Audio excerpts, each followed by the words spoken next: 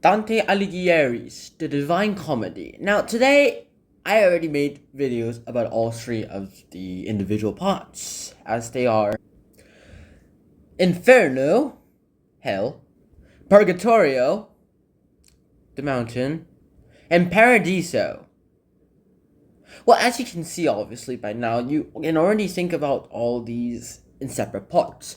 However, they are all part of the same story, and that is the Divine Comedy. Seriously, reading the Divine Comedy was quite worth the while, in my opinion, mainly because of how it went ahead and it opened my eyes towards things too. Of course, other religions themselves have afterlives, that's nothing new. Whereas the Hindus thought of a reincarnation cycle based on something called karma, which for some reason Reddit uses. And the Egyptians having the more traditional, alright, if you're evil, you go down. If you're good, then you go up. Also, they have a very different method of using it. They use a scale and the Punisher. There's Erebus. Pretty sure I botched the name, but I'm talking about the three-headed dog who guards the underworld in Greek mythology. It's this little crocodile with a lion's body. But the Divine Comedy goes ahead and does something much better as well too. Also, the Bible itself never goes ahead and gives an official afterlife. Sure, it gives us a representation of heaven and hell, but other than that, saying there's a heaven and there's a hell. Heaven's where the good people go. Hell is where the people burn in the eternal damnation. Other than that, there's not much else that we can actually know about it. And they're pretty ambiguous about what God's intentions are and what Satan's intentions really are too. Which is where I suppose the Divine Comedy itself comes in. Seriously though, it is quite a really good book to go ahead and read about too.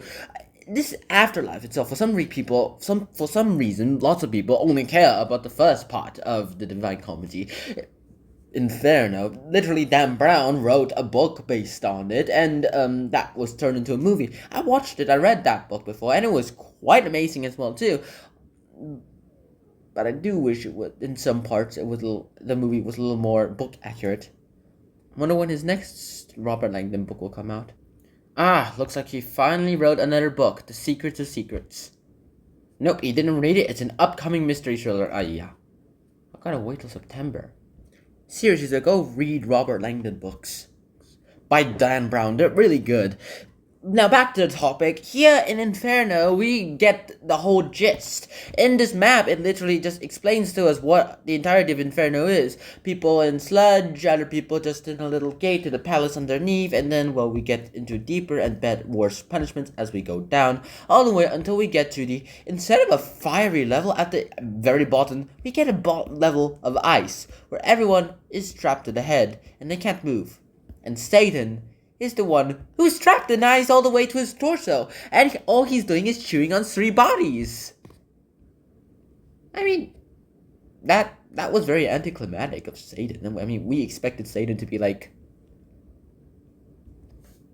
this, but instead he's this. A fiery demon trapped in the, depths of hell, where not even his own fire can break free from the ice. I mean, one day if he does try to go ahead and go back up and try to revolt against heaven, he's gonna have to face the wrath of God, who literally created him, technically.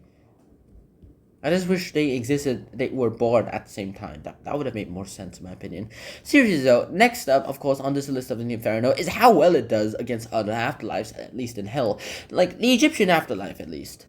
It's a little more of the hell and heaven. There's only the yin and the yang in here. And it's more like, if you're evil, you go up. If you're good, you go down. And there's no in-between as well, too. In the Divine Comedy, we do get the in-between. But it was only added later when the Catholic Church accepted it as an actual series. And I'm pretty sure Dante accepted it long before that. If he was still alive then. Hindus got it somewhat right. They do get reincarnated, but they don't get reincarnated into real life, but they get reincarnated into a new person who has the best qualities of everyone. Well, I guess of him or herself, or itself, or they or themselves. My pronouns are they/them. Yeah, that is the most iconic line nowadays. Alright, but why read the Divine Comedy? That's the only question you might be asking. Why bother reading this long book? Well, if you are a pretty big fan of J.R. Tolkien, you will definitely love this book. Probably except for the fact that it's in prose and it's basically a poem. But I don't really mind it too. I read the whole thing expecting something of like the Bible, but instead I got a poem. I got a song. I got something that was entirely different as well too. But why Inferno? Why Inferno? Why Purgatorio? Why Paradiso? Why? Well, other than the fact that you, out of curiosity, you want to know about all this, maybe because of all the political commentary that is inside of it. Yeah, you might be saying, yeah, well, yeah, right, political commentary. But among the parts of Purgatorio, in fact, in Inferno, he puts a pope in hell, and that just shows how much he hates the pope, at least the current pope. And in Purgatorio, he shows that, well, no pope's coming up here ever since, like, the last good pope. And then in Paradiso, he went ahead and just literally made every saint in the celestial being red, just because the current pope who was alive on Earth at the time of the events of Paradiso, that pope was really sucked at being the pope, so even God is bummed, so he made everyone red, and then, well, the red saints went ahead and made Dante say, promised them to write a book about Inferno, Purgatorio, and Paradiso. Which I suppose is the unofficial canon reason why these books exist. And of course, the number 9 is really iconic here as well too. There are 9 sections in hell, technically 10 if you count anti-hell. You have about 9 sections in Purgatory, technically 10 if you include the earthly paradise. And you have, well, 9 rings at the end of the celestial heavens. And they themselves are like, they're technically 9 celestial bodies, with the last one being 9 rings, and then there's a bonus level of 10 at the middle, where this is where God is. Seriously, what I like about this book is how much deeper it goes into the afterlife of Christianity. Like, sure, we got other afterlives, but the Christians never really cared about this too much. And once I read about this book, it went ahead and blew my mind, including about the journeys about it too. And it's not just like, alright, the heaven is like this. It doesn't just describe it as in the traditional way as saying it's the kingdom of light. And, well, just imagine for me, will you?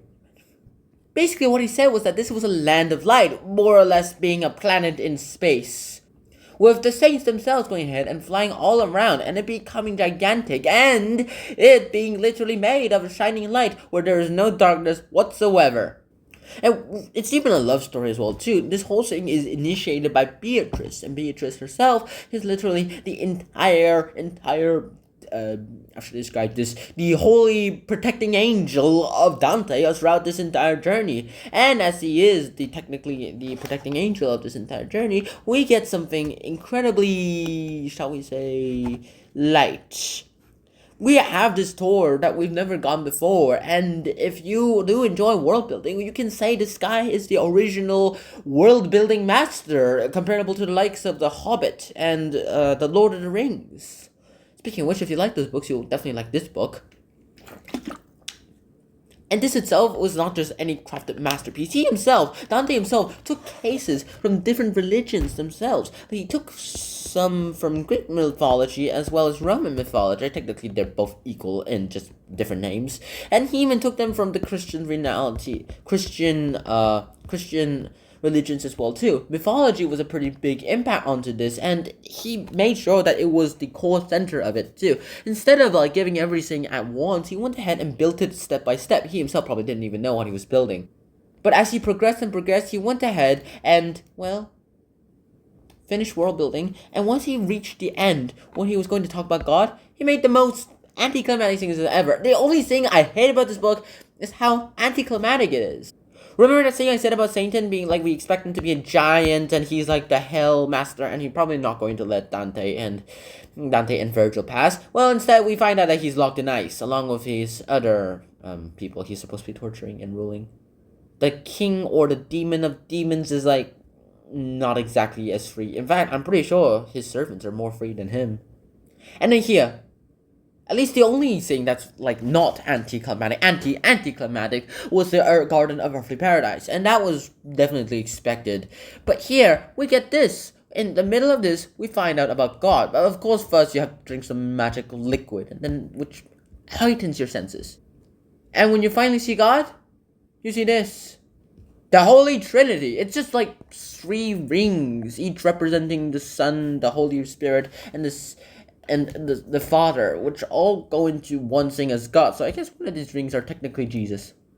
Oh, and if you're not already confused, there is a gigantic book, like, right in the smack middle of it, and you might be trying to guess what book it is. Well, I'm sorry for you guys who think it's the Bible. Nope, it's not the Bible. For some, it's just a random old book. That's the only thing special about it is that its pages are bound by love, not sewing, but love. Okay? And I'm pretty sure it's full of, like it's full of rainbows as well, if I remember correctly. So basically, God is a reading rainbow.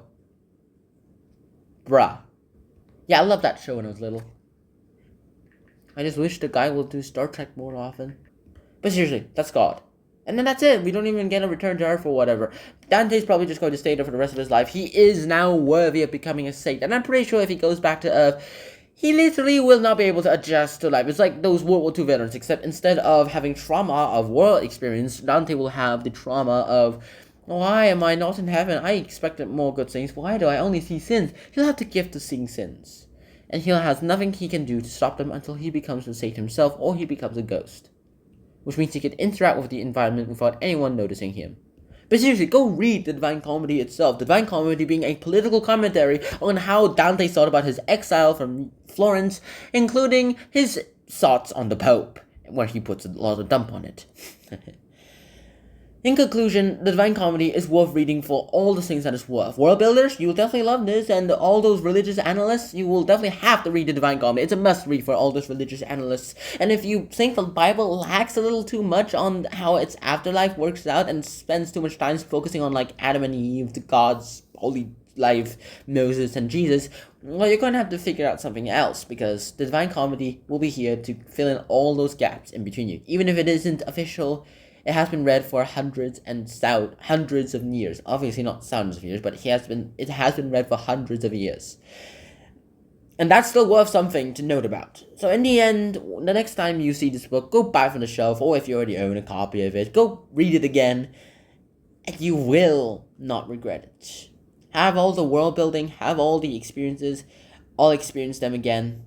And until next time, my ladies and gentlemen, Shana peace. Bye-bye.